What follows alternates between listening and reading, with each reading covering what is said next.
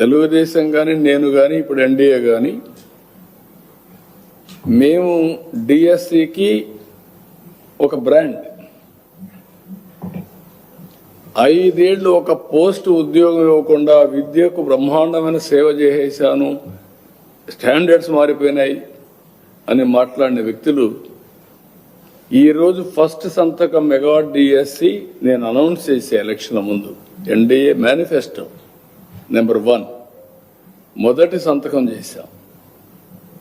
సంతకం చేయడమే కాదు, ఫుల్ ప్రూఫ్ గా ఎక్కడ జీరో మిస్టేక్ లేకుండా చేశాం. స్పోర్ట్స్ కూడా government of India standard operation మనం మాట్లాడుతుంటే ఒక అతనికి బుద్ధి ఉందో జ్ఞానం ఉందో నాకు తెలియదు, ప్యాకాట్కి ఇచ్చేసారని ఆడేస్తాడు.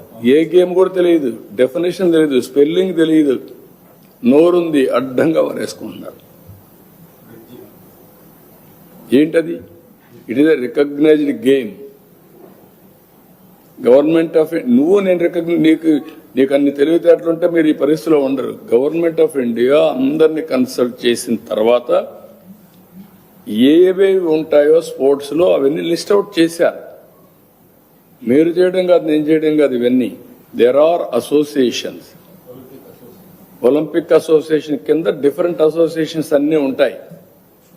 దానికి ఒక అసోసియేషన్ ఉంటుంది, కబడ్డీ అసోసియేషన్ ఒకటి ఉంటుంది, ఇంకొకటి ఉంటుంది, అందులో 2-3 అసోసియేషన్స్ ఉంటాయి. ఇవన్నీ వాళ్ళు ఇచ్చే సర్టిఫికెట్లు, ఇవి నువ్వు నేను ఇచ్చేటి కాదు. దేన్ని ఎంత వెయిట్ ఇవ్వాలో government of India has made it A formal categorisation. అంటే నోరుందని, పేపర్ ఉందని, పేటిఎం బ్యాచ్ ఉందని ఇష్టానుసారంగా రాయడం, దాన్నే పదే అడ్డంగా చెప్తా ఉంటే నమ్మేస్తారనుకోవడం, లేకపోతే ప్రజా జీవనాన్ని స్తంభింపజేయడం. వీళ్ళు చేసే పనికిరాని దద్దమ్మ పనులకి ప్రజలు పెనలైజ్ కావాలి ఎక్కడికక్కడ.